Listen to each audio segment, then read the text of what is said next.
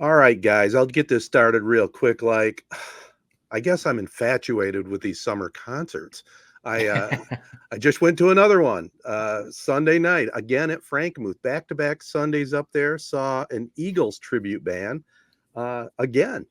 You can't beat it. I mean, free to get in, great view of the stage, a great band.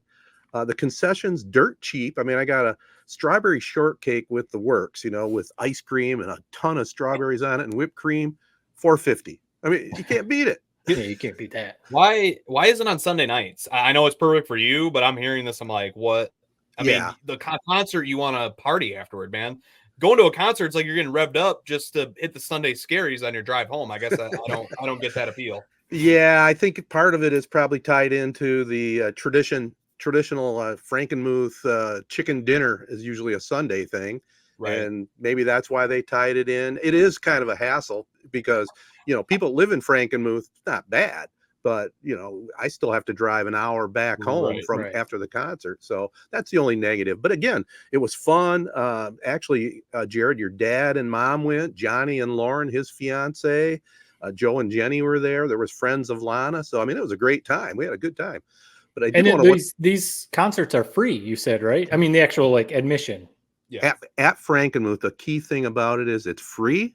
They allow you to bring coolers in. Oh, right. You're not supposed to have beer, but wink, wink. If you have koozies, who's gonna know, right? So, yeah, it's awesome. It's really a great setup. And I was commenting to your brother Jared because I could see him and his wife or wife to be kind of thinking this looks odd because at these concerts. It is more my generation, let's face it. It's like I said last week, the Woodstock generation.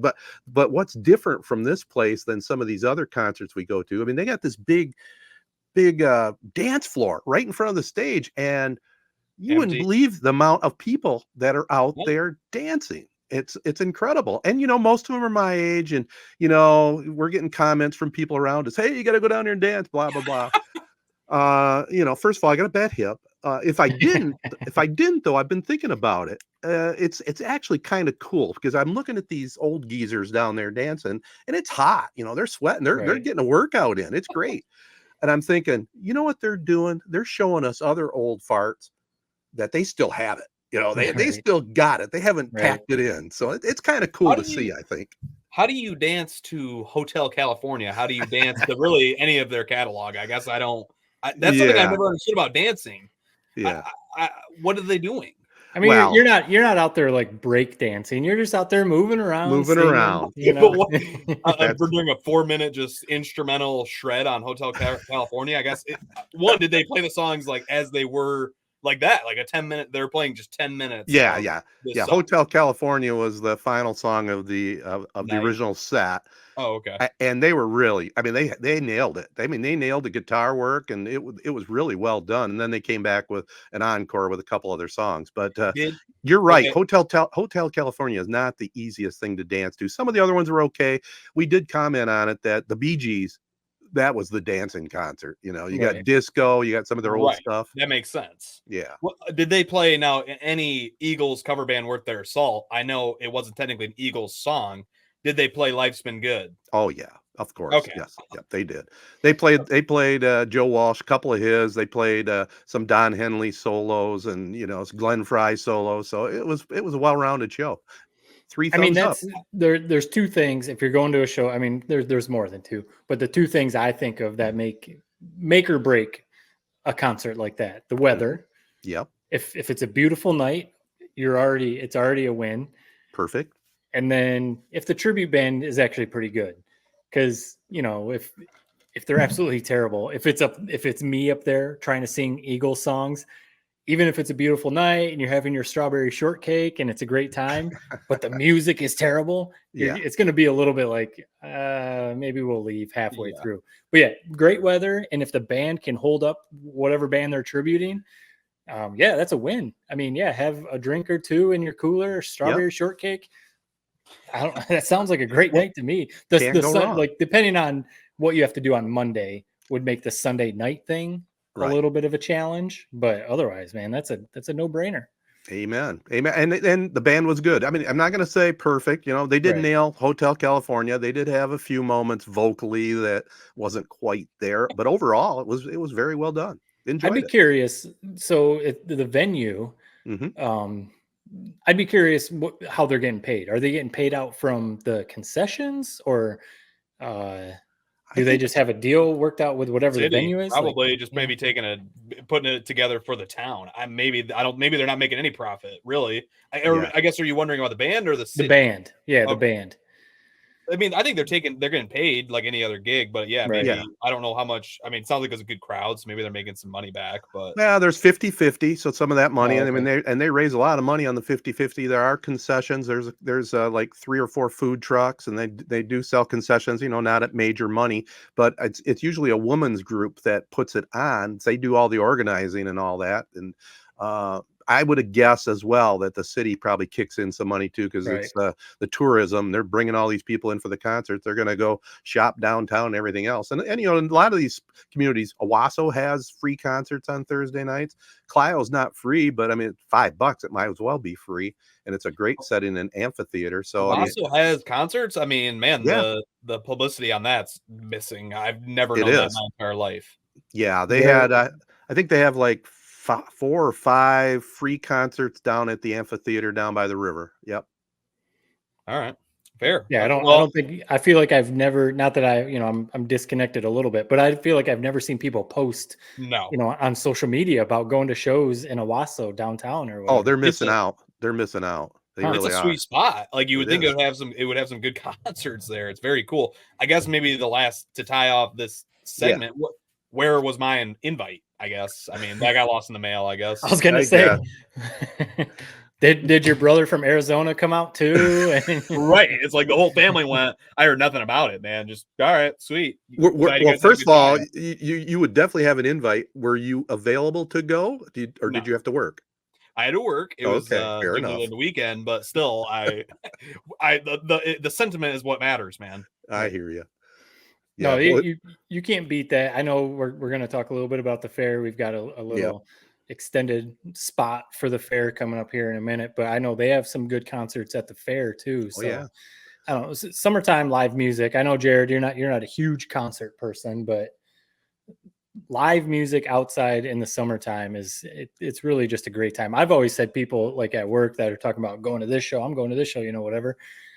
Honestly, for the most part, I would go to any concert. I don't care what genre of music it is. If it's an outdoor concert, and it's not like, crazy expensive, if it's someone I'm not into, go sit out on a lawn, listen to some music under the stars and have a couple drinks and maybe, some food, some strawberry shortcake. I mean, that's a fun night. That's a fun night right there. So the big to do, or the big concert this past week. I mean, it's funny, man. I like stepped out on a ledge. I feel like it was maybe 2 years ago when I said how much I like Creed. They're having this like mega resurgence, man. Everybody I knew was going to this concert at Pine Knob last weekend. I'm like, holy crap. Like that was the concert of the summer in this area. Last year, I would say it was the Taylor Swift concert. This year, Creed. Who would have freaking guessed it? I would have guessed it. Because last week we were going through out of nowhere, Ted, you threw out, what was your era's music or, whatever conversation we had last week on the podcast. Yeah. And, Creed was one of them. Creed was huge. There was like Creed, Nickelback, and some of these other bands. So we were talking about music that might last through generations, like Ted, like the Eagles, like, all your generation's music that's going to go on forever. People are going to love it forever. Creed and Nickelback were two in my era, late 90s, early 2000s, that honestly, as far as your rock and roll, not heavy metal, not punk rock, not emo, just your classic rock and roll bands, I would say Creed and Nickelback were two that were huge in my era. But for some reason, and I was probably guilty of it at some point, for some reason it became more cool to hate on them, both of them, than to actually enjoy their music. And it actually like turned people, because I liked both of them, but then you fall into the like, I don't want to admit that I'm a Nickelback fan, or I don't want to admit that I like Creed, so I'm going to go that way.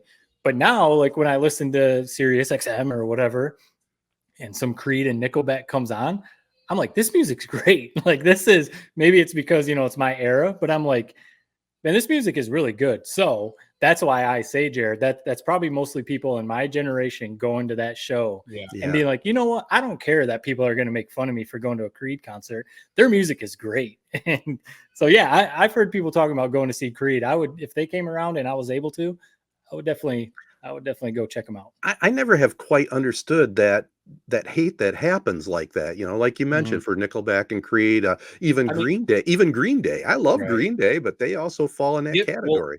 Well, like with me, Nickelback, I mean, dude, I give the song Rockstar. Listen, you're like, is this even a good song, or is this just like corny as shit? Oh, that's all corny. Yeah. Like what's funny is Nickelback has good songs, and like I think I heard somebody I don't remember. God, I wish I remembered. Some country artist or something covered a Nickelback song, and he was telling a story how it got like the loudest reaction of like any song he's ever covered. And I'm like, yeah, if somebody covers a Nickelback song, I'm like, man, that's a great song. It sounds great. But for whatever reason, Nickelback, it gives me like the quote unquote ick is the saying people use nowadays. They give me the ick, where Creed doesn't do that for whatever reason. I don't know why. I felt bad last. Go ahead. I felt bad last week when Ted, you threw the idea, like, who was your generation's, I don't remember how exactly you phrased it, Matt, you just mentioned it. Yeah. And one name that I thought of as soon as because I didn't answer it very well, and I still haven't really prepped for that, but I thought of one name right as we were done, so I'm just going to throw it out. Katy Perry. I don't like her music nowadays. Her most recent song is maybe the worst thing I've ever heard. But when she burst onto the scene, 2009, Teenage Dream, I mean, that album, like I was looking at it a second ago. So here are the top 7 songs on this album, just like listed in how they would have played on like a CD. Teenage Dream, Last Friday Night, California Girls, Firework, The One That Got Away, E.T. E.T.'s okay, but those first 5 bangers. That's like billion-dollar songs, and it's the first album you came out with 5 of them right off the rip. So I just thought Katy Perry definitely had a big-time moment. 2009, 2015, she was the top. She performed at the Super Bowl. I mean, what else do I gotta say? But you're kind of burying the lead. She burst onto the scene with "I Kissed a Girl." Is that not on that? Yeah, did I not list that one? That was her first one. Yeah, so maybe that was a single. That was before, like, Miley Cyrus is a little edgy, with some of her music and stuff that she does. Katy Perry, I remember that. It was 2008. I had to verify. I thought it was like 08, 09. I looked up. It was 2008 when that song "I Kissed a Girl" came out. If that song came out nowadays, 2024, no big deal. Like, whatever, a song about "I Kissed a Girl," no big deal. Taste of her cherry chapstick, all that, no big deal.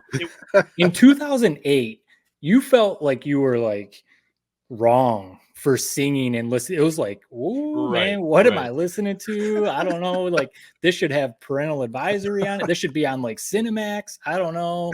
Like that song, and then she's obviously just amazingly beautiful too on top of it. So it's just like that. So then and then that leads into everything you just laid out. So yeah, Katy Perry, a big one. Really, Miley Cyrus, we've talked about her a lot on this podcast. She would probably be one you're kind of started in my era, but more years, Jared. Yeah, I mean, for Miley. Think about that. 2008, I was 9 years old. It's like I remember that, and that song. We're talking about the song "Rockstar" by Nickelback. You look back on that song, it's like really not that great of a song. It's almost like shock value, and it's almost look back like, wow, this is bad.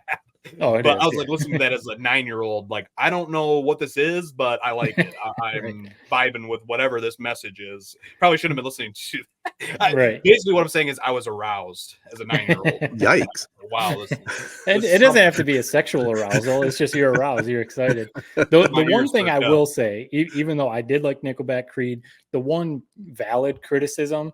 Like if you listen to say 5, 6, 7, 8 Creed or Nickelback songs back to back, they all sound the same. Yeah. They all sound exactly the same, just different words. Maybe one slows it down a little bit and that, maybe one's a little heavier, but that would be the one valid criticism. And that's what people used to say back in the day. They'd be like, they came out with a new album and everything sounds exactly the same as the last one.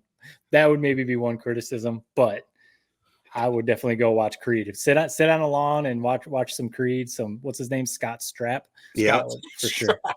I like Scott Strapp better, but Scott Strapp. The only reason I know that's the iconic Dallas Cowboys number 11 jersey that he wore at Thanksgiving. That Thanksgiving halftime show that everyone shares. Every year on Thanksgiving. Sounds like a great show at the Knob. Well, let's keep this thing moving along. This is episode 322 of the 3 Point Podcast, presented by the Memorial Healthcare Wellness Center. If you're not a member, yet, sign up for one of their 1-month memberships. Give it a try. No enrollment fee. Check them out at memorialhealthcare.org. Also want to send a shout out to our other partners. They include ALS of Michigan, AZee Branding Solutions, Detroit Jerky. Guys, I saw them they posted something like 6 different ways to eat jerky, and I tried one of them. That jerky is fantastic on salads. We eat tossed salads pretty much every night. I mean, I added some on. It's a great addition. You know, it's all vegetarian stuff and just works good on a salad. So try it out sometime. Actually, funny you say that. I saw that post too, and I forgot about the salad thing because I still have a couple bags left. Right. Thank you for reminding me, because I was like, yeah, actually, that makes sense. Sprinkle a little on top of your salad. Sounds good. You can't go wrong. Also want to thank the good folks at the Jacobs Insurance Agency, Kori Shook & Associates Real Estate Services, Nelson House Funeral Homes, Rivals Taphouse and Grille, Success Group Mortgage and Servicing, and now underway, the Shiawassee County Fair. And we'll be right back right after this. All right, something that's been bothering me a little bit. This is weird. It's like I'm turning full. I don't have the words to describe how I'm feeling. Basically, I never used to like Steve Kerr. Basically almost because he was always the villain to LeBron's Cavs teams and the Warriors, and that was always the team LeBron had to beat. But he's been getting a lot of shit about how he's handled this Olympic basketball team. I saw Stephen A. Smith basically had like a 15-minute soliloquy on how he's handled the Tatum situation. I think he has done a damn good job coaching this squad. We talked about it last week a little bit. I mean, Jason Tatum, he didn't end up winning the Finals MVP, or did he win Finals MVP? He was the Finals MVP. It doesn't matter. No, Jaylen Brown. Jaylen Brown. Yeah. Fair enough. I sound like an idiot. Anyways, the point remains. Yep. Jason Tatum was a stud. A lot of coaches just on paper would look at what Tatum accomplished this past year. First team All-NBA, NBA champion, second in NBA Finals MVP voting. You would look at him and say, okay, this guy's got to play key minutes. This guy's got to be one of our top contributors, to be honest. Steve Kerr has handled it matchup by matchup, sitting guys like a Joel Embiid for an entire game, which in my opinion, he could sit on the bench the rest of the Olympics and they wouldn't miss him at all. Sitting guys like Jason Tatum when the matchup isn't right. He has had to answer like his rotational moves at every waking game. When they're winning every game, they're playing damn good. And I just don't understand it. They have been playing like money. Steve Kerr has made tough decisions, benching superstar players, because flat out, what does Jason Tatum give you that Kevin Durant and some of these other guys give you on the perimeter? I just think he's done a great job. So I just want to tip my cap to Steve Kerr. He's been getting a lot of shit. I think he's made tough calls, and I think he's really coached them well. Yeah. Yeah. I mean, it's hard to argue, because it would be, it's like when people talk about Phil Jackson or, whatever big head coaches, they try and say like, oh, it wasn't that hard. You had superstar lineups all the time, so it was easy to win championships. Sometimes people say that's actually harder, because then you got to manage all those egos, who you're going to play. I can't imagine being the head coach of the dream team or the redeem team, whatever you're going to call this current team. And you're looking at the roster, and it is like, I don't know, of course you're going to start LeBron, you're going to start Steph, there's some of those, but right, you got Jason Tatum, who's first team All NBA, and so the no-brainer would be he's going to start. But it's actually like, well, he didn't fit in this lineup against this opponent. And Kevin Durant comes in, and he's obviously probably the greatest U.S. Olympian ever as far as statistics. So, no, I mean, and Steve Kerr came out and said it after one of their last games. Maybe it was after Puerto Rico, or I think it was after the game that Tatum played 0 minutes. He was like, listen, we're here to win games. These are 40-minute games. We have no idea what this roster is like. We're going out there to coach that single game. And if we go out there and say Joel Embiid is all of a sudden going off, then he's going to play. If Kevin Durant comes in and he starts the game 8 for 8, well, he's going to play the whole time. Guys like LeBron, of course, LeBron's going to play the whole game, basically. Steph, for the most part, going to play the whole game. But, like everything you basically just said, Jared, Kerr is knocking it out of the park. He's saying, we're here to win gold. I don't care if Tatum ends up not touching the floor the rest of the tournament. We're here to win gold. And that's, I'm not going to feed into, or I'm not going to cater to people's egos and maybe sacrifice winning gold. So I'm not the biggest Kerr fan either, but he's doing a great job. Who are the people that are giving him grief? I just said Stephen. I literally just listened to Stephen A. Smith's podcast about it like 2 days ago. Well, that tells me all I need to know. This guy. Yeah. What did you say? So that tells me all I need to know. Stephen A. Smith's a smart guy. Believe it or not, he picks spots though just to be controversial, in my opinion. Yeah, maybe that's what he was doing, but I don't think it's not just Stephen A. Smith. I mean, that was like the biggest story on Twitter the entire day is Jason Tatum did not play. Yeah. That's not a story because it was like expected. I mean, people clearly were like caught off guard the fact that this guy's not playing. Joel Embiid, MVP a couple seasons ago, he's not playing. Right. And we talked about that, and you laid it out Right. perfectly. Kerr's the coach, and he's doing what he needs to do to win a gold medal. You know, it wasn't that long ago. I think it was last week, you were worried about South Sudan. I told you they were going to kill him. Right. I knew you were hanging on to that. You didn't like that. I wasn't hanging on to it. I mean, it was such a terrible take. I mean, an exhibition game compared to an Olympic game. I don't know. And I'm not sure what more there is to add on this Olympic basketball team. I just love watching them, man. I've watched more of them. I've watched every game they've played, and I barely watch any NBA regular season games this year. I think I'm more tuned into this than I was NBA playoffs, NBA finals. Maybe I'm the weirdo. I just love everything about the style of play. Yep. I love how much it means to not only the USA, but all these other countries. And it just the usage of how these other teams are able to close that talent gap because of how well they play as a team, the experience they have, the motivation. Like, it just is fascinating to me. I can't get enough of it. It is, and it's the style of play like we laid out. The quicker games, it's only 40 minutes, and I think it was Kerr or maybe it was Spoelstra. Spoelstra is an assistant on this team, assistant coach. I saw them talking. One of them talking about the 40-minute game versus the 48-minute game in the NBA makes it so like you can't fall behind because you only have so much time to come back, or you can't let your leads slip away because you only have so much time to like get it back or whatever. That makes it interesting too, because I think teams know that. Teams are like, hey, if we jump out and surprise the US, we could kind of get them in a little bit of trouble because the quarters, I mean, they don't call as many fouls, so the clock doesn't stop as much, only 10-minute quarters. Those games move quickly, and it's just a more free style of play. It's faster. It's just, it's fun to watch. We're recording Monday night. They play tomorrow against Brazil, and, you know, just another team. Should they win by 25? Yeah, they should probably win by 20, 25. But Brazil is a solid, like you said, they play really well as a team. They have some NBA experience, you know, and they have a team that's played a ton of games together. So they could give the U.S. some trouble. And it's looking like it's going to be Germany versus U.S. in the gold medal game. That's going to be fun. I mean, we saw they already played an exhibition game, but I mean, Franz Wagner's been balling. The Wagner brothers been balling. Dennis Schroeder is like one of these guys where you get him in Olympic format, and that's why you need to have guys like Drew Holiday, Grant White to cover a guy like him. He's going to go nuts probably in that game. So, yeah, I just love it. One thing that I do think is maybe a missed opportunity a little bit. I watched a little bit of the 3-on-3 going on with Jimmer. I mean, listen, I love Jimmer Fredette, and he played well in the one game I did watch. He's going off, shooting every shot from three, basically, for them. It was like your old Gus Macker teams, that is what it reminded me of. But flat out, I mean, and this maybe is a shot at, you know, probably a guy you love, Ted, but why am I watching Rick Barry's son compete in the U.S. red, white, and blue when there's a gold medal on the line? Right. Good. I know he scored. He had like one game where Jimmer Fredette didn't play, where he scored like 15 of the 21 points. But my God, I know FIBA has basically made it impossible for pros to play in this thing.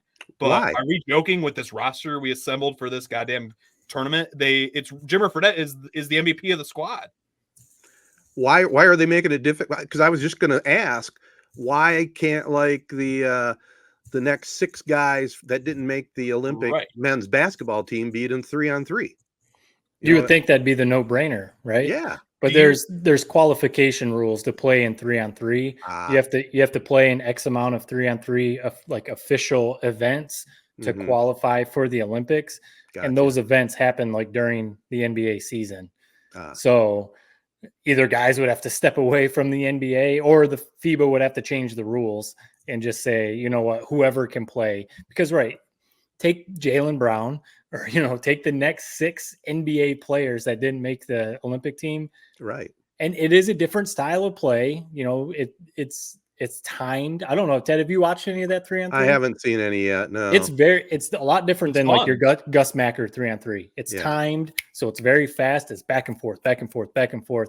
So it is a different style of play. Right. So the NBA players would have to, you know, figure that out. But when you look at, Jimmer Fredette, he is who he is, but like this team that we're trotting out there is kind of like, all right, of course we're not going to win this one. The women's team though, that it was a little surprising the women's team didn't do well because they had some pretty good players, but yeah, well, they lost Cameron Brink, who was, I mean, top 2-3 pick, and the WNBA draft got hurt. So she couldn't play this year. And I saw they started like 0-3. Since then, they've been 4-0. I'm not sure what the latest update is on their squad. Yeah. But yeah, it's a missed opportunity because it is fun. Like this game I watched, it's U.S. versus Serbia. Serbia is literally 99% of this crowd, and it's a hostile environment. Like, and meanwhile, Jimmer Fredette is a one-man army shooting every shot. He's just got rebounders out there and screeners getting him open to take 2-pointers.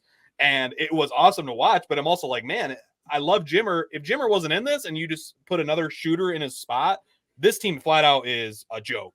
But because you have Jimmer and the fun story of him, BYU, we all know Jimmer's story. It's like, okay, let's root for Jimmer, and this is kind of cool. But let's get this figured out by next Olympics, because this should be another event where the U.S. is dominating and winning gold, and it's not. Well, we're halfway through the Olympics, and I mean, there's been a lot of great storylines. I was going to ask you guys, since you have weird work schedules, both of you, are you finding yourselves really tuning in on Peacock and pretty much watching the live stuff, or you wait until the evening to watch it at night? Yeah, I've been having to watch a lot of the replays, which is unfortunate. Like the sprinting event, which I think was the highlight of this last 3-4 days of the Olympics. I mean, what a finish. I had to watch that on replay. So that's been the bummer to me. And I bitched about the Peacock app last week. It's not ideal. Right. You still got to watch a million commercials in these replays for some odd reason. But yeah, I've mostly been having to watch replays. What about you, Matt? Yeah, I've been lucky enough. I've caught most of it live. And then like when I am at work, we make sure to have it on as many TVs as possible, whatever is going on, because there is, Ted. I mean, you said it. There's so many storylines. Yeah. There's some absolute, when you break down kind of what's going on, especially for the US, there's some all-time greats. I mean, there's some people that are like generational athletes competing in these Olympics. And, you mentioned the sprinting event, that 100-meter dash. Wow. With Noah Lyles was just insane. But when you talk about Katie Ledecky and everything she's done, obviously Simone Biles. And I don't know if you guys watched the shot put. There's a dude, Ryan Krauser, I'm sure is how you pronounce his last name. I obviously had no idea about him before this, but he won gold in shot put for the US. So he's won 3 straight gold medals. So I mean, this is like an all-time great in shot put. And then another one I saw, his name, I wrote it down to make sure I got it right. Vincent Hancock in skeet shooting, won gold again for the US, and he's won 4 gold medals in skeet shooting. I mean, he's up there with like stuff like that's like Michael Phelps, Carl Lewis, level stuff. So it's like, it's not just the headliners of Simone Biles, Katie Ledecky, the US basketball team, stuff like that. These other events, there are some all-time greats competing for the US. Well, there was some lady, I don't remember if she won gold again. I know she's been in the Olympics for the US in equestrian. She was in the Olympics with the Dream Team. That group. That's how long she's been a part of the Olympics. She's 52 or 53 years old. What is the event? Or you didn't know? Equestrian. Yeah, equestrian. Yeah, horses.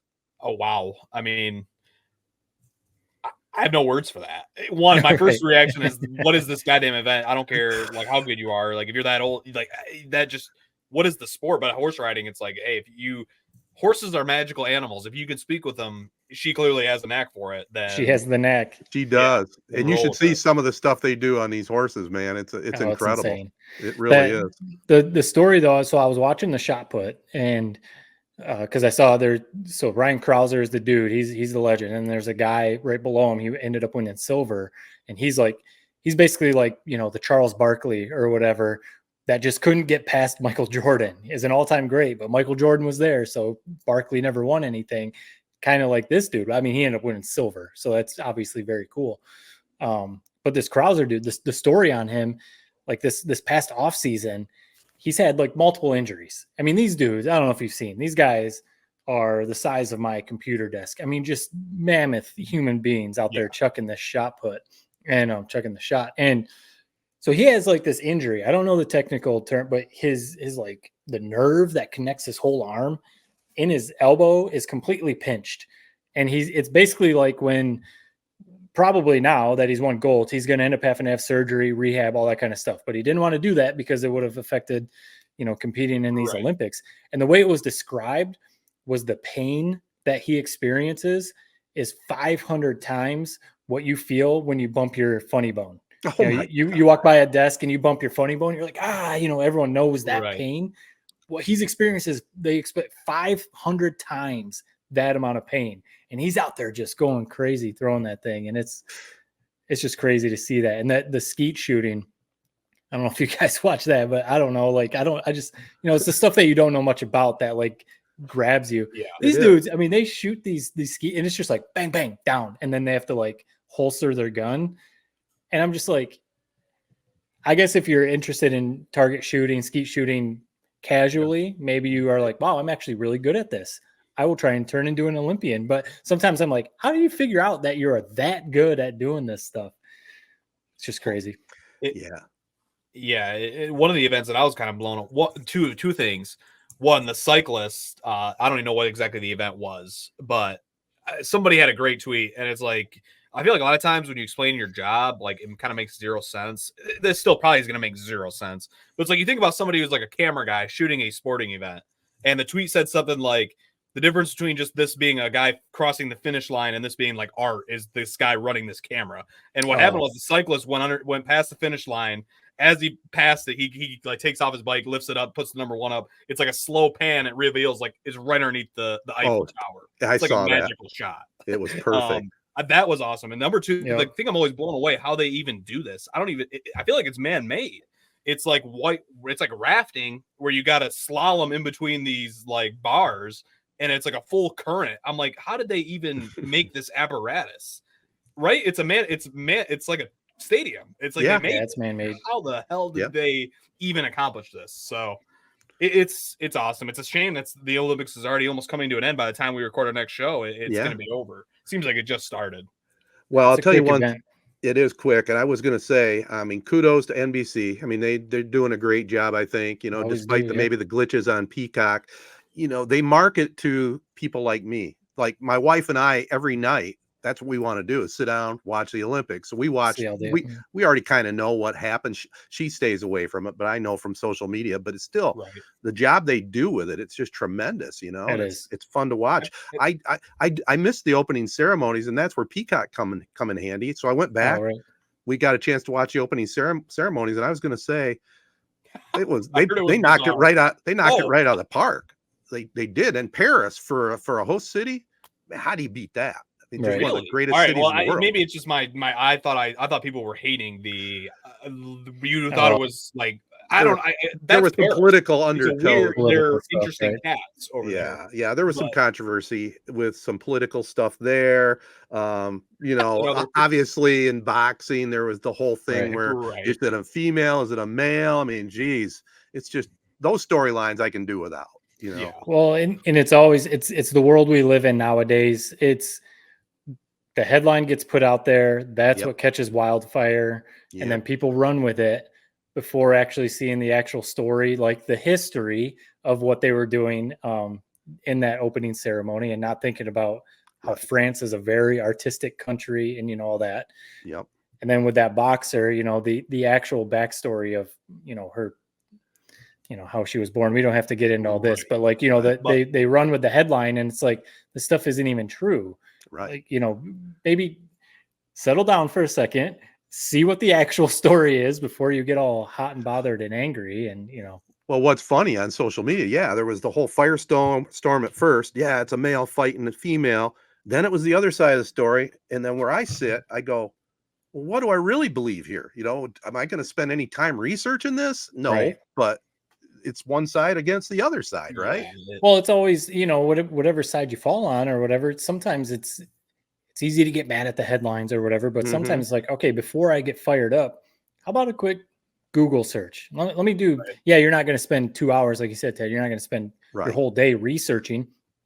But if this is something I'm going to, think about for a few minutes, why don't I do a little research, read a little bit on this, and then you'll probably figure out, the actual story. It's a situation where you realize how, quote unquote, fake news and how headline grabs, clickbait, that was one of the things where all the headlines would read one way. Then once you actually, like you said, do a little bit of digging, you realize it's like that you basically were totally fooled by this headline. Right. Regardless how you feel about the situation, like how it was initially presented is not how it was. So. Oh yeah. Well, I was just like everybody else. I was fooled. I mean, I thought, this isn't right, and then as it goes on, you find out the real fact. Now, on a positive note, before we move on, some of the things they've done, Snoop Dogg's been hilarious every night. Been great. I've enjoyed that. Clearly, NBC's going all in with him because he's going to be on the next season of The Voice. Oh, he's big on. So he signed a heck of a deal with NBC. Clearly, well, it's worth it. I think he's pretty good. For sure. Yep. And again, NBC's got to promote their own product. I mean, they've been using a lot of the SNL cast members. It's the 50th anniversary coming up this season. I mean, Colin Jost is hilarious, and the whole surfing thing in Tahiti, it's awesome. So I think they're doing a good job with it, and it's been fun to watch. I'm gonna miss it. I'm really getting into the Olympics this year. It's their bread and butter. Same with hopefully CBS whatever, that whole family there. Hopefully they never lose March Madness, even though I work for ESPN, and I think ESPN would do a heck of a job with either the Olympics or March Madness. Absolutely. NBC with the Olympics, CBS and all those networks with March Madness. It's their bread and butter. Hey, it's kind of not being a company man. The ESPN with the college football playoffs. Right. I hope it never leaves because they, Well, yeah, and then you got your whole game day crew coming back too. That's always that's huge. So big deal. I wanted to throw out, but before we move on from Olympics, so this is one. So again, we're recording Monday night. There's a race tomorrow night, and again, I didn't know anything about this until I actually saw the prelims, the heats, the 1500 meter men's race is the final is taking place Tuesday night, and there's a rivalry. I wrote down their names. Must watch. Jacob Ingebrigtsen. Is that the guy from Norway? From Norway. And then the dude from Great Britain, Josh Kerr. Apparently they have this rivalry that's like Michael Jordan versus the Bad Boys, and like one of them won gold last time, the other ones won all the world championships.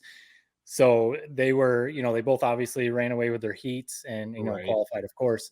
But they were hyping this thing up as in these two dudes hate each other, and they're going to be running Tuesday night.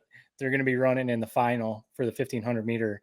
So I'm going to try to definitely I at least watch the replay. I'm going to try and watch it live because that's one of those races that, track and field is just so fun to watch. Like that 100 meter, the 200 meter is going to be great because Noah Lyles is going to be going for the gold in the 200 meter. And the thing about that, to add to this, I know we're trying to get into a few things. That 100 meter dash, the amount of separation between being a gold medal, you are now a legend, you are a gold medalist, and not even getting a medal is hundreds of seconds. And it's just crazy to think like you were right there. Noah Lyles is now considered the fastest man in the world because he won that race, rightfully so. But it's like you missed it by this much, and you're kind of a nobody. And like they were showing in some of the 200 meter heats, the qualifiers that were going on today, they were showing some of the guys' times, and they were like, the time that he ran in the 100 meter dash this year would have won him a bronze in the previous Olympics. But because of the times this year, no medal. Stuff like that is just crazy with the Olympics, those people are still really, really fast. Well, go ahead. To me, like when they with that time difference, I feel like it's going to be like a Nike ad, like about training and working hard. I hear like that, like think about all the work those guys put in for it to come down to like basically like that is nothing. That is legit. Like, how do you train years upon you? It's impressive. How do you train years and years knowing that it's going to come down to essentially like a fragment of like air, like a hair? Literally a piece of hair is the difference between winning and like to me that's just like it's kind of mind-boggling. Yep. Yeah. Well, that's the Olympics in a nutshell. I mean, it's enjoyable. It's once every 4 years, and we might as well enjoy it while we can as it goes down the stretch and leads us into football. Speaking of football, we're going to take a short break and be back, talk a little Michigan football and a few other things right after this.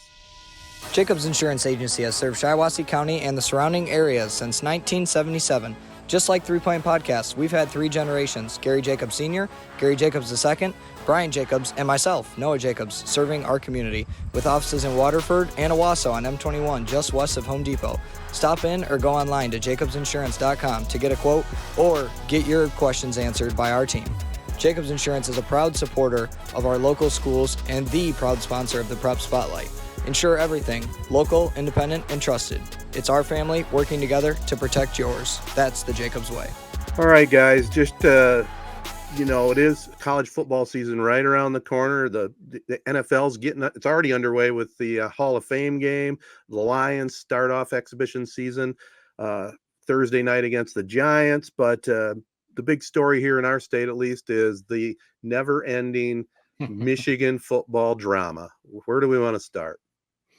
Well, I saw kind of a couple hours before we started recording tonight, I saw Jim Harbaugh. Of course, they were going to ask him, after Chargers practice about it.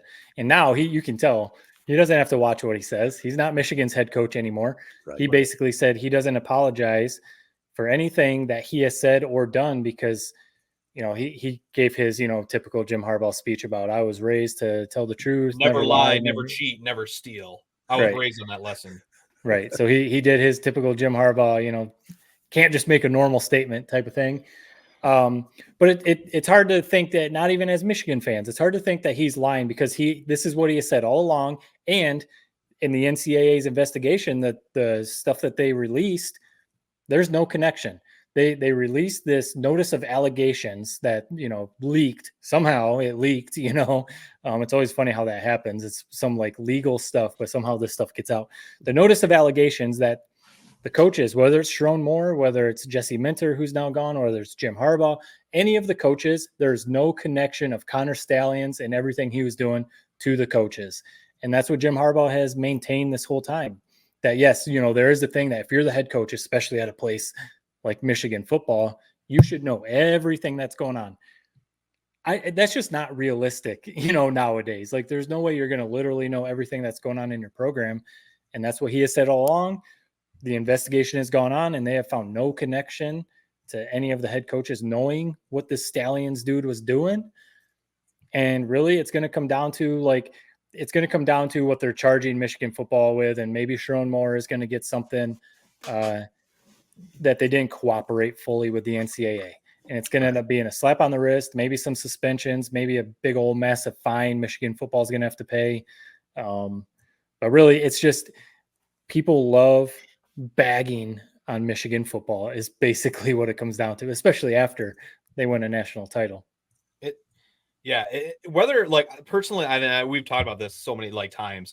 How many times has there been they do these news drops of no new info. It's like right. Breaking news, red alert on Twitter. And it's Sherrone Moore deleted 58 texts with Connor Stalions. If you remember Deflategate and Tom Brady, I remember a big sticking point in that one was Tom Brady, he's guilty because he destroyed his phone. It's no, that's just what you do. You don't, right. I wouldn't want the NCAA going through all my stuff. And whether Harbaugh, Sherrone Moore knew, didn't know, clearly they were smart enough to cover their tracks, and you can't prove that they knew. So flat out, it's semantics at this point. And whatever happened, I thought the whole season went through last year. And the NCAA president said, quote unquote, they won this fair and square after they won the championship. Now we're rehashing this basically. What even is this investigation anymore? It's they didn't participate willingly. Whoever does. Why would you basically sow your downfall? That doesn't make sense. Why would you give them your phone? Why would you give them up all these texts, all these messages? Flat out, whether they're right or wrong, they paid the price last year, and we said it.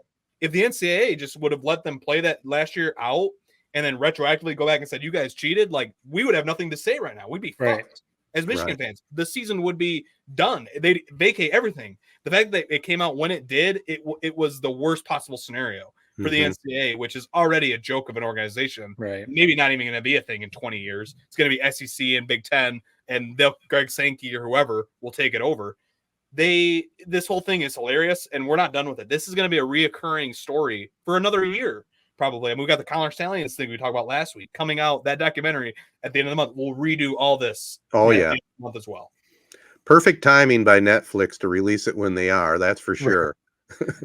Which is also funny timing for this notice of allegations to come out also 2-3 weeks before that documentary comes out. Right. It's weird. I know, Ted, you want to give your thoughts. Oh, the other part that's funny about it is that makes it so obvious that people are after Michigan to get the attention that Michigan football garners. Tennessee, Ole Miss, Florida State, North Carolina, all these other institutions have been through Kansas, with Bill Self and their whole Adidas thing and all that. All these other schools have been through scandals, legitimate cheating, straight up paying recruits type of cheating. And it's not as big of a deal as that. Like you said, Jared, Michigan self-imposed a suspension for Harbaugh at the beginning of last season. Then the NCAA suspended Harbaugh at the end of last season. So in theory, it was kind of like, all right, we're moving on. We've done suspensions. Michigan suspended him. The NCAA suspended him. Let's all just move on. And we keep bringing this back up. Whereas all these other schools can, kind of sneak by. Some headlines or whatever. People talk about it a little bit. They do their little suspension. Bill Self, whoever has to sit out a few games, done. Everyone moves on. But like you said, Jared, this Michigan thing, I don't think it's going to go away for years.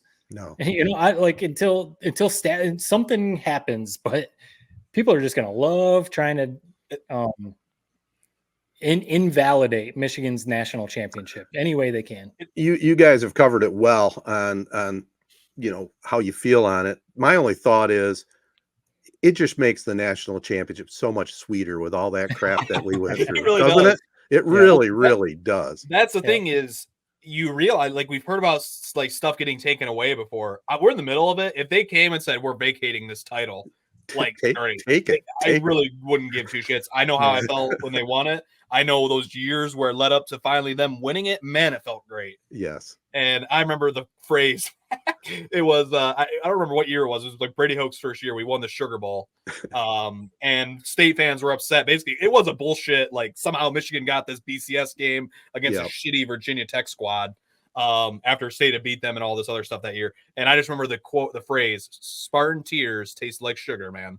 And that's what I love about is we're so in the mix of it. And this is a national story. This isn't just like our Twitter. State fans are the ones, and I love the rivalry, man. I would be doing the same thing if I was a Michigan fan. They won a national title and they cheated. I would be hammering it.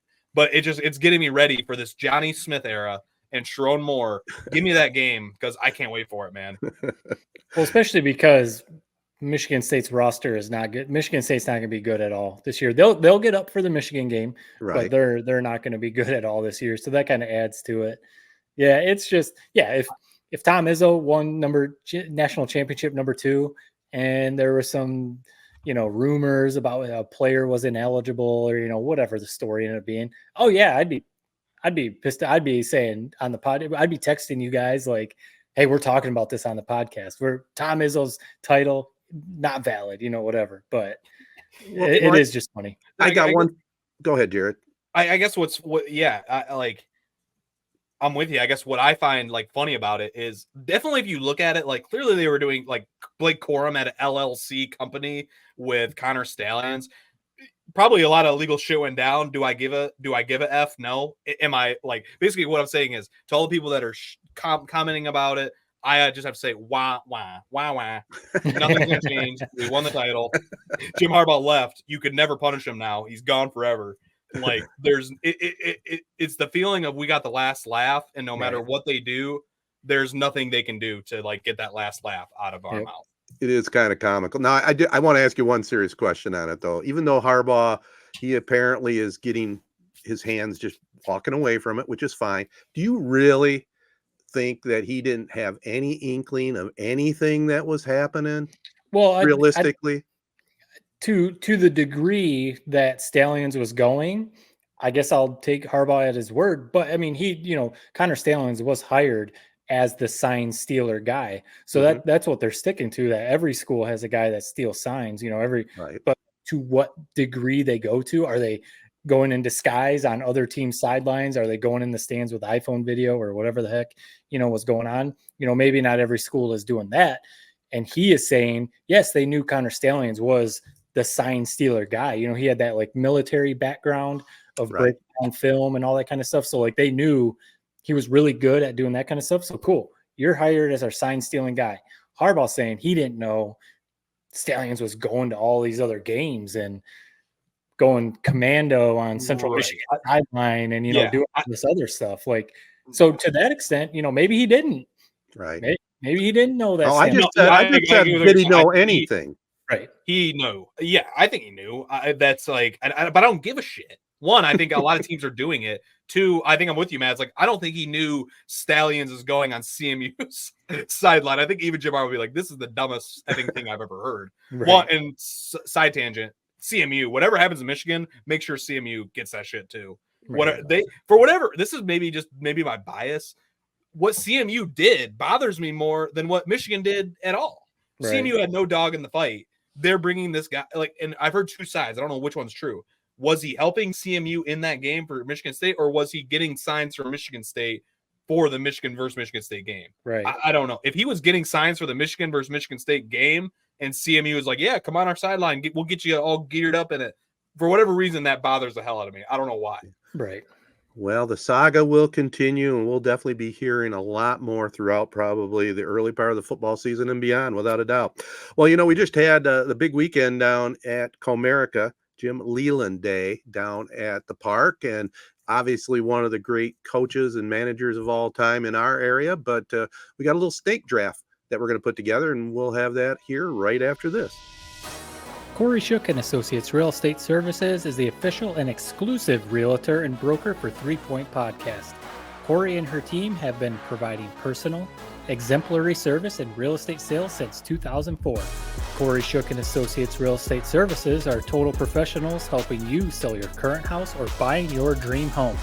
Stop in at 216 West Exchange Street in Owasso. Get info online at korishook.com and follow on Facebook at Kori Shook Realtor for more details. If you are looking for honesty, ambition, and expertise, you're looking for Kori Shook & Associates Real Estate Services. Yeah, so I posed the idea to you guys basically with what we're gonna do is we're gonna snake draft our top 3 all-time favorite coaches / managers in any sport, in any professional, whatever you want to rank it, is totally open-ended. But just because I thought of Jim Leyland, and I'm not a baseball guy, but you talk about a coach's coach, just right. The definition of quote unquote OG, an original gangster. That's Jim Leyland, man. He has blown me away with his last month. Especially for baseball. Yeah. His Hall of Fame speech, 10 out of 10.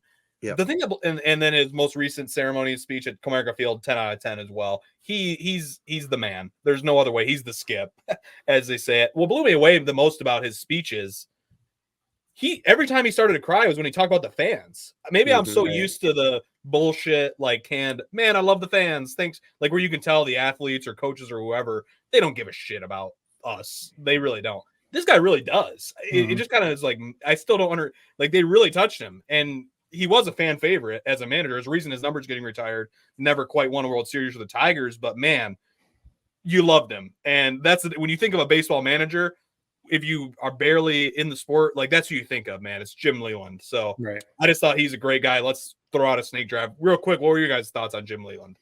I'd be curious, Ted, putting Leyland up against Sparky Anderson.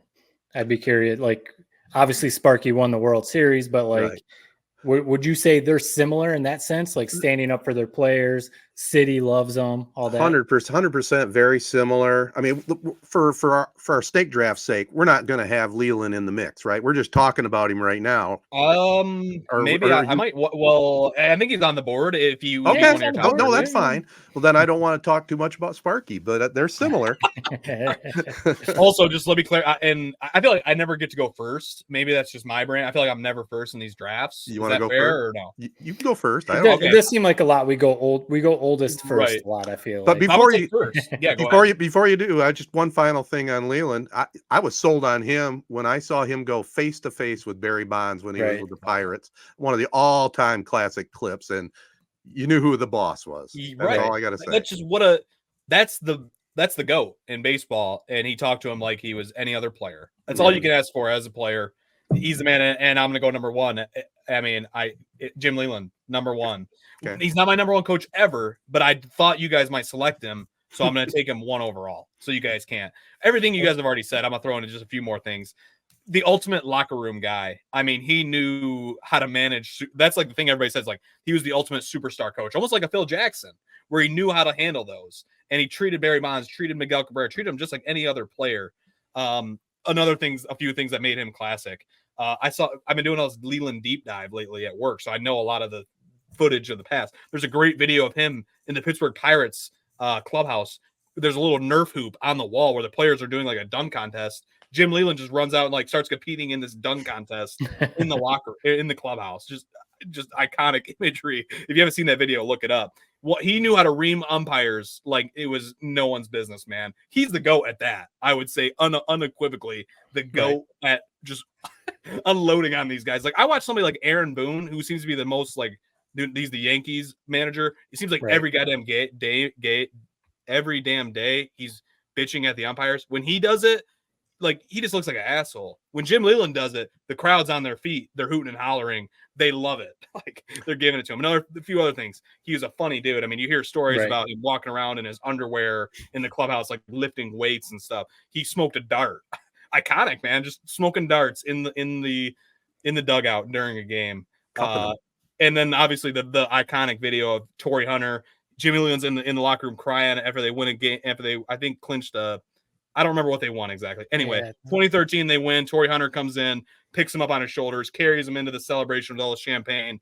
This great shot of him like moonwalking and like finger guns as champagne's getting doused on him. Just the man. No other way to put it. He's my favorite baseball manager of all time, Jim Leyland. Yeah. Well, the one thing I'll say, you laid it out perfectly. I mean, Leyland, it's a shame that they didn't wrap up one World Series at least with the Tigers. He has them elsewhere, but it would have been awesome for him to get one because he also seemed to genuinely care about the Ilitch family. Mm-hmm. And when you see him talk about the Ilitch family, you can tell he's being genuine. And that's what I was going to say about him going out to argue with the umpires. Again, it seemed real. Whereas sometimes like a dude like Boone or when other managers go out there, it seems like they're just trying to put on a show or, like whatever. But Leyland's going out there and he's just arguing. Because like even on the Jim Joyce night, the infamous Jim Joyce, Armando Galarraga should have been a perfect game. Leyland could have went out there and laid into Jim Joyce and made a show of it, ripped up first base, done all this other stuff. And I remember watching the video, and I've watched it, we've all watched it a bunch of times. He just goes out there and he calmly just kind of argues, probably basically saying like, what did you see? Like you completely blew this call, but I'm not going to show you up right now, type of thing. He could have made a show of it, but he knew what was going on. And he was like, I'm not going to make this bigger than what it needs to be. So no, Leyland, whether you didn't like some of his managerial decisions or not, he's an all-timer for sure. Yeah. One final comment on since we were talking about him arguing with the umpires. One of the classics was when he was out arguing and then he paused for the national anthem or the God Bless America. God Bless America, and then came back and started again. That was classic. I mean, just the guy, just the man. We can keep going on this guy, but we were talking about Steve Kerr and managing the Olympic team. I mean, Jim Leyland, 2017, still the only U.S. team to win the World Baseball Classic because he was managing them. I mean, talk about a perfect like Olympic basketball coach. Like maybe he should coach our basketball team. Just the perfect guy for that role, in my opinion. Like it's no surprise he's the only team to ever do it is when he managed it. Well, we do that. We jump around, but let me ask you this, Jared, since you're in the business and I'm assuming you were part of something to do with the Jim Leyland Day there at the ballpark. Did you have any duties that would be worth sharing? I bet. Well, a lot of what I do is kind of like feature or social media type stuff. So I edited a recap of the ceremony basically for Sunday's show. So that was my big job on Saturday, Sunday was doing that. Cool. Yeah. Nice. Yep. That's a good pick there. That probably would have been, if not my first one of my picks anyway. So we just talked about him for a while. My first pick is going to be Jim Harbaugh. He, I as a kid grew up, with the guy. I mean, I remember Bo Schembechler a little bit, but like I grew up Gary Moeller, Lloyd Carr. But I was kind of younger. So Brady Hoke, he is who he is. So I'm thinking Michigan football. That's probably one of my deepest loves as far as sports goes. And how can I not pick Jim Harbaugh? Jim Harbaugh brought Michigan football back to the top, won a national title, 3 straight Big Ten titles. He put Michigan back on the map, if you want to say it that way.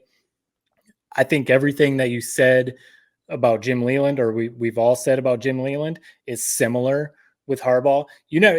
Whether, the media other management, whatever, they butt heads with Jim Harbaugh, but you never hear players bash him. All of his players, whether it was with the 49ers, Stanford, now Michigan, his players love playing for him. I think the dude just genuinely loves football, sports, life. I saw a clip of him. He was on Big Cat's podcast, and he was talking about he's got 22 foul balls from going to MLB baseball games. Like an adult, just loves going to MLB games, catching foul balls. I mean, I don't know. It seems like he'd be a fun guy, probably really weird also, but a fun guy to like sit down and just talk to, you know? Yeah. So Jim Harbaugh won a natty for Michigan. He's my number one. Good one. I mean, he did the impossible. I never thought my whole life, I never thought Michigan would ever win a national title. He did it. What else can you say? Yeah. Yep. Well, I'll keep it along the same lines because the question was our favorite coach or manager, right? Yeah, it's not necessarily the best. It's favorite. Yep. Yeah. I'm going Bo Schembechler. I mean, I'm a Bo guy. I was around, in 1969 when he pulled the big upset of the century against Ohio State, the 10-year war with Woody Hayes. I was fortunate enough to be able to, chat with Bo at an interview situation and ask a question or two at a press conference. And, Bo's my man. I know there's some negative stories out there as well, but in my prime time being a Michigan Wolverine fan, Bo was my man. Bo went hand in hand with Bob Ufer on the broadcasting side. It was awesome. So take off your biased hat. Yep. I feel like it's fair. I mean, never won a national title. Right. I feel like the revisionist history is a little overrated. Do you think that's fair or no? Nah, man, it could possibly be, but when you throw in the national championship thing, that was a whole different scenario back then. The whole thing you played for was to win the Big Ten and go to the Rose Bowl. And he obviously didn't have the best of luck in bowl games, but he won some big games, and it'd be hard for me to say he's overrated, but I get what you're saying. So I get a second one, right? Yes. Yep. I'm going to go definitely way off the ledge on this one, I think. I have a whole bunch of old timer guys, but favorite coach, Dan Campbell. Love Dan Campbell. I had what a turn from calling for his job. I know. I love this dude. How do you not like him? Everything about him. You almost don't even got to say anything. That's funny. I did my whole list, and then I put him very last. I was like, well, what? Dan Campbell? Why did I not think of him? Right. You're right. Great pick, to be honest.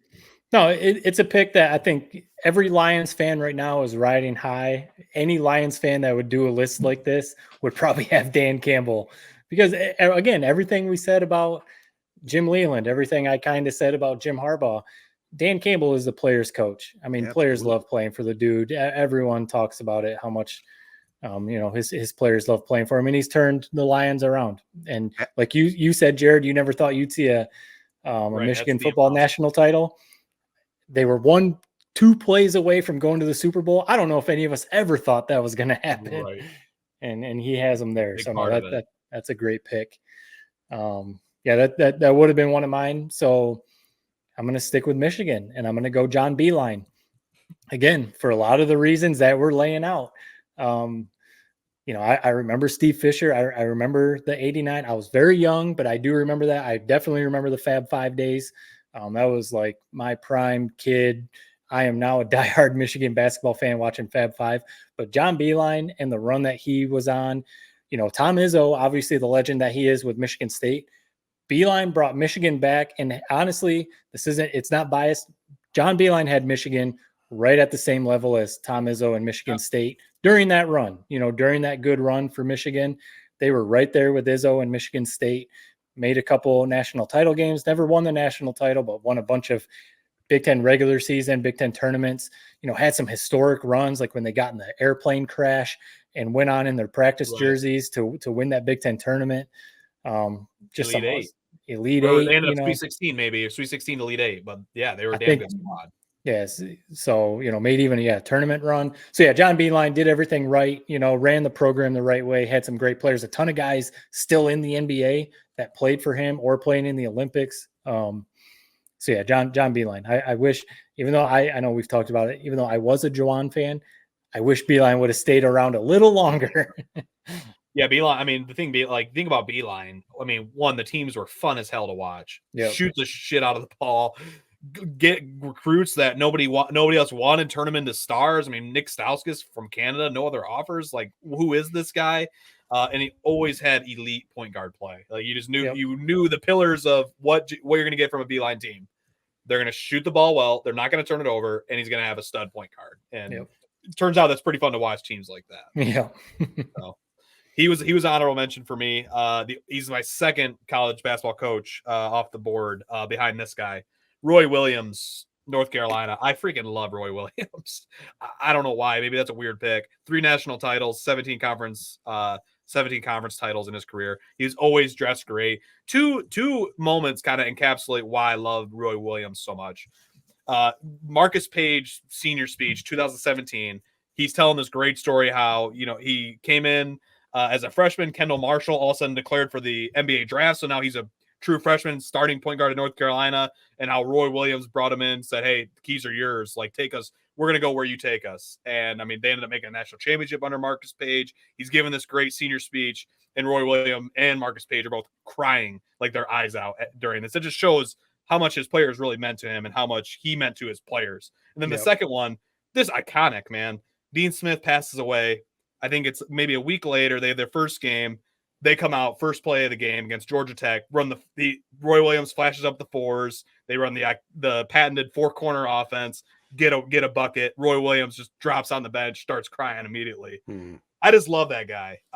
And what a perfect, I'm not sure whether I'm blanking on the word for it, but what a perfect moment that was to honor Dean Smith in that way. So those two things I just stick out to me. Everything else that he's done, obviously, I mean, 3 national championships speak for themselves. I just love Roy Williams. He was always an assistant on Krzyzewski's staff during, Team USA. I freaking love Roy Williams.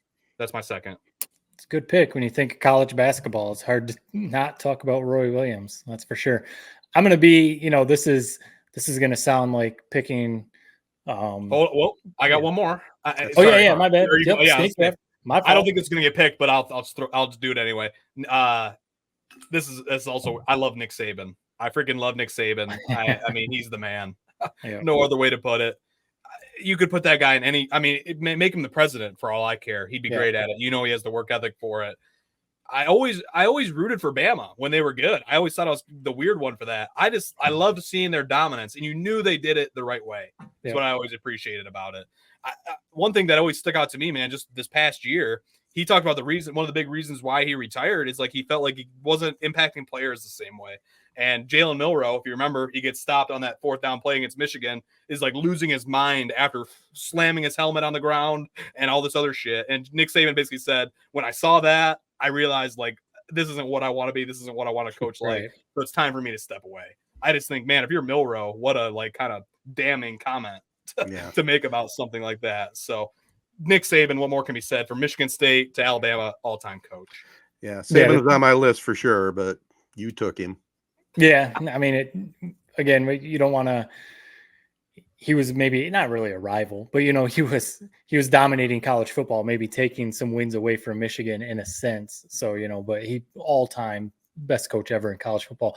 The thing about Milroe, it's funny you say that at SEC Media Days this year. Obviously Nick Saban works for ESPN now. He's going to be on College Game Day, right? And he was at SEC Media Days. Him and Milroe are like father son. Like Saban did say that. You're 100% correct. But Milroe came up, gave him a hug. They were talking. They went offset and talked for a while. So they obviously have a good relationship in that sense. And the thing about Saban, we've already said. So I was in production meetings with him and stuff remotely, but I was in production meetings for his shows and stuff that he's been on. The dude is approaching being on TV like he's coaching for the national championship game, coming in with every note possible. And producers have already said they're going to have to rein him in a little bit because, especially on College Game Day, when you got Dez, Kirby, McAfee, Corso a little bit, Reese, Saban will sit there and talk for the whole show. They're going to have to be like, hey, you got 5 other guys that want to chime in, so he's going to be great. I mean, him and Tom Brady, two biggest additions to the football season this upcoming year. Yep. They're both going to be excellent. Saban, once he retired, ESPN was probably like, blank check. What do you want? Yeah. Come be on game day, please. And it was a smart move. So yeah, great pick there. So yeah, my pick was going to be the like corny picking The Godfather as the best movie ever, picking, just the obvious choice type of thing. Phil Jackson. I love the Pistons. Bad Boys are where my NBA fandom started, but you guys know that we don't need to get into it. I am a Lakers fan. Kobe is my guy. Kobe is my GOAT. And Phil Jackson, I know it's maybe sacrilegious to say because he won all the titles with the Bulls and, Michael Jordan, but the run that he had with the Lakers, coming back to the Lakers to win a couple more titles with Kobe, that was my peak NBA fandom, was Kobe Bryant's run with the Lakers, and Phil Jackson was the guy winning 5 titles with the Lakers and Kobe. It was awesome. What more can you say other than MJ being like, I'm retiring because you're not keeping this guy around as coach. Right. So he's calling he loved Phil Jackson. Yep. So good can't pick. beat him, man. Just a kindred spirit that right. it's one of those guys that just a fascinating guy, fascinating coach. He was, and I again, this is where my age comes in. I remember when he was a player for the Knicks, this lanky, left-handed guy with short shorts, but he always seemed to light a spark under the Knicks coming off the bench. So yeah, it's a good pick. You guys, I'm setting up here for some grief. So get ready. Oh no. My third pick, I have a bunch of them on the honorable mention, but I decided to go with Tom Izzo. Is one of my favorite coaches. He was an honorable mention for me. I'm with you on it. Yeah. That might not be, but I'm with you. Matt's leaving. He won I don't have all the stats. Won a national championship. How many Final Fours has he been at? I love the way he coaches. I love the whole I know sometimes people think he's a little bit out of control, Matt. And but I love the fact that he took these teams, didn't have a lot of 4 or 5 star players, molded them into being good by the time they were juniors and seniors. And I love his whole mentality. I love the fact that after every practice, he still shoots 100 free throws because he missed that big one in high school, was it, or college? I didn't know that. Oh, yeah. I heard that story. Yeah, I guess I never heard that one. He missed a clutch free throw that would have and again, I don't have the facts of high school or college, but he shoots 100 free throws every single day because of that. I've heard that story too. I think it was high school, but don't. Yeah, I think so too. That is pretty cool to think that he does that. I will admit, obviously a legend. There's no arguing that. Best coach in Michigan State history, all that kind of stuff. And he is the last of the old school dying breed type of thing with college basketball coaching, maybe even just college sports coaching, especially with Saban stepping away. He was maybe one of the last old school type of guys. Yeah, Tom Izzo. When he finally does retire, it's going to be on to for sure the newer crop. Krzyzewski's done. Roy Williams, your guy Jared, is done. Yep. When Tom Izzo steps away, it is going to be like, that old school era is done. No question. Give him his flowers for sure. Some of the honorable mentions, obviously, you talked about a little bit. Sparky was one of mine. Chuck Daly. I'm surprised Sparky wasn't on yours, to be honest. With your love for the Tigers and everything. But I know, but he did have a lot of his career was with Cincinnati too. So But he won 84. He did. I know. It was very close. It was very close between him and Izzo, but I went with Tommy. I'm trying to convince you to take Izzo off. But there was a lot to choose from, and not bad, boys. We put this together in about an hour after we heard about it. Yeah, that's your only honorable mention was Sparky? No, I got more, but Vince Lombardi. I'll say maybe rattle through them real quick. Lombardi. I like Lou Holtz, Jim Valvano. Those are some good ones. Mark D'Antonio, another Michigan State I have guy. him as well. How do you not love? To me, I'll just go. To me, D'Antonio was toughness kind of personified in a program. His team played with the edge, man. I know they maybe had some off the field issues, but God, you knew that they were going to be tough year after year. No matter how good Michigan was, they were going to give us a damn dogfight. And some of the plays he dialed up too. Yeah, specifically for Michigan. That's what I love how he handled that rivalry. It took it to another level, in my opinion, in my lifetime when he came in and really, I'm with you, D'Antonio. I'll go through mine real quick. Andy Reid. I've always loved his style. He's not like Bill Belichick in the sense where Bill Belichick will just avoid kind of the locker room, quote unquote, cancers. I feel like Andy Reid is the definition of a coach, great coach, man, where he brings in those guys like a Travis Kelce, Tyreek Hill, Kadarius Toney, whoever, and it's like he molds them and makes the most out of them. Deshaun Jackson in Philadelphia, like Michael Vick came from the dogfighting thing. I just love Andy Reid. Plus the fact he's just an offensive guru, man. Yeah. Mike Tomlin, just love the way he handles his business. Just something about him I love. Pat Riley, I said Pat Riley / Eric Spoelstra. I mean, anytime you have quote unquote heat culture, the Miami Heat way, what else do you really need to say about those guys? Coach Calipari, John Calipari, I left him off my list, wasn't going to pick him. Another guy, I just appreciate his style, man. If he was, people call him, snake oil salesman, whatever. Right. Listen, if I was a recruit, I would have ate that up. I would be going to Kentucky, man. I love everything about him. Here's a couple off the radar ones. Lou, I don't know anything about this guy really, but Lou Carnesecca for St. John's back in the day, just Requiem for the Big East, that documentary, 30 for 30, great. Something about that guy I just love. Got the high voice, just seems like a classic Italian coach. Lou Carnesecca, just love that guy. And then this is a bit of a surprise. I figured I'd throw a female coach on the list. As I was going through some of the top coaching lists, I saw our girl, Lisa Bluter, former Iowa coach, 880 career wins with St. Ambrose, Drake, and Iowa. I just always appreciated her style. Well. He knew how to coach Caitlin Clark, how to handle that whole situation. Yep. I thought she did a great job. So that's my list. That's my honorable mentions. Matt, do you have any? She should have went coach the Fever. They'd probably be doing a lot better in the WNBA if she was in there. No, those are some good ones. I kept my honorable mentions short. Dan Campbell was one of them. Lloyd Carr, I mentioned him. Won the '97 national title, so he's definitely a Michigan legend. And I did put Eric Spoelstra. I'm not necessarily a Miami Heat fan. I just love, you hear about the Heat culture, his backstory coming as a tape coordinator, working his way up to be head coach. Same thing as like what you said about Mark Antonio with Michigan State football.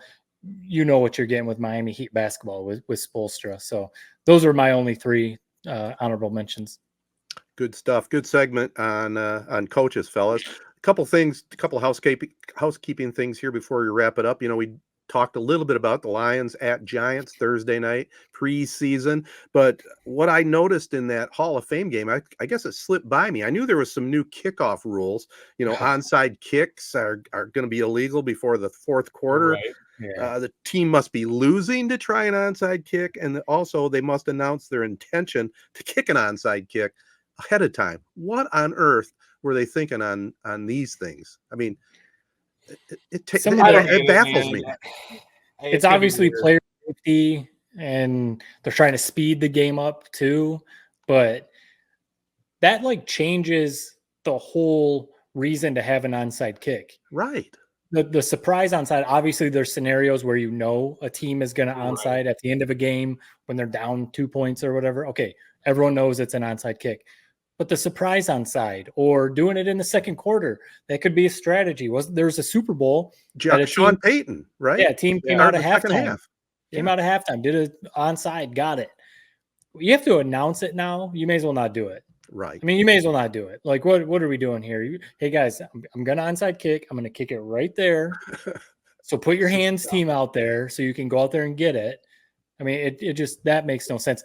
I don't mind them. They changed the formation of the kickoff, whatever. No, that wasn't so bad. Give that a go, but changing the rules. I mean, it's kind of like an MLB, how they've started extra innings with the ghosty on second, basically. Yep. That just completely changes extra innings. It's been okay, but basically it makes it so that it's basically the extra inning is one extra inning, 10th inning, and that's it. For the most part. Go by quick. Yeah. I actually hate the formation of the kickoff. To me, we'll get used to it, but to me, it's like, let's just start with the ball in the 25. Just get rid of it. We're not doing the kickoff. I get the safety issues. But it's like, what is this? It's like, I just know there's going to be a game decided the first few weeks of the season where some guy returns a kick, and it's going to be like, that was just bizarre. And it feels like almost like cheating almost. So I'll get used to it and I won't care about it and come the start of football season, but I just think it looks weird and it's stupid. Just get rid of them if you're going to change them.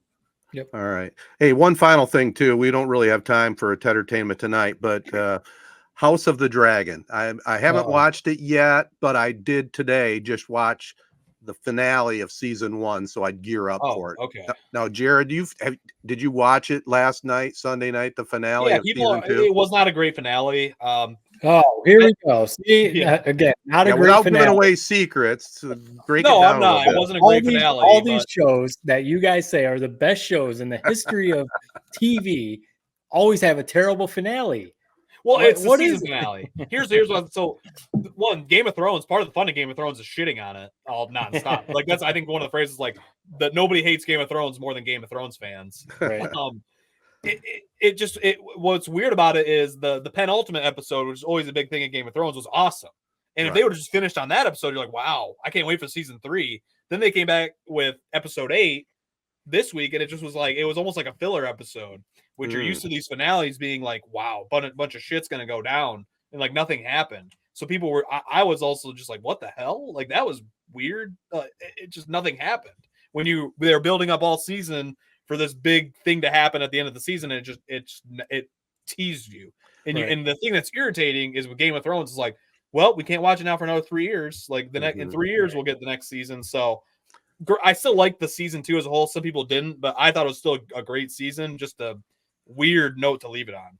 Yeah, that's what I was going to ask you. Despite the season finale, that was a bit underwhelming. The overall season was okay and worth watching. I still love the show. Yeah, I do. Okay. It was almost like if they just would have switched the order of the episodes, right? You would have been like, wow, that was awesome. But it was bizarre. I'm telling you, it was a filler episode as the finale. Have you ever heard of that? No, not at all. Oh, well. Yeah. Well, still good. You still watch it, but I'll check it out for sure. Well, fellas, I think we've talked enough. Good catching up on things. Thanks to Memorial Healthcare's Wellness Center. Check out their new classes, including Punch and Burn, Water in Motion, and Strength and Conditioning Circuit. Details can be found at memorialhealthcare.org. Also want to thank our other partners, ALS of Michigan. I don't know if you guys saw it. It was so sad. The picture of Steve McMichael after getting in the Hall of Fame, getting his jacket. I mean, it just once again shows you what a devastating disease ALS is. And, we got to find a cure somehow. So ALS of Michigan, we're proud to be tied up with them. I don't want to extend, but what is the deal? Why is he just now getting into the Hall? It seems like maybe they've kind of effed it up by waiting so long. What's going on? Well, kind of. I mean, he was a part of that Great Bear team, but they had so many Hall of Famers on that team. They had to pick and choose. He deserves to be in the Hall of Fame, but it's just unfortunate that this disease came along before he could really truly enjoy it. Right. Also want to thank AZee Branding Solutions, Detroit Jerky, Jacobs Insurance Agency, Kori Shook and Associates Real Estate Services, Nelson House Funeral Homes, Rivals Taphouse and Grille, Success Group Mortgage and Servicing, and the Shiawassee County Fair. Get on down there. It's going on all week long. Don't forget our friends at Chi-Town. If you want to see them in concert, August 8th in Canton, Michigan, as part of the Thursday night series going on down there. That'll do it. Peace and love, everybody. Be kind out there. Thanks for listening. Are you ready to take your brand to the next level? Look no further. Introducing AZee Branding Solutions, where we help grow your brand from A to Z. At AZee, we're committed to helping businesses and organizations like yours reach new heights. Our full-service print and digital branding agency is your one-stop destination for all things branding. Need a stunning web or graphic design that captures your essence? We've got you covered. Want captivating social media content that engages your audience? Done. And that's not all. We're experts in video production and photography, ensuring your brand tells a compelling visual story. Plus, we specialize in screen printing and embroidery, turning your brand into wearable art that speaks volumes. Whether you're a startup or an established business, AZee is here to transform your brand dreams into reality. Ready to grow with us? Partner with AZee today and experience the difference. Visit our website at www.azee.co or give us a call at 1-844-360-AZEE. AZee Branding Solutions, where your success begins.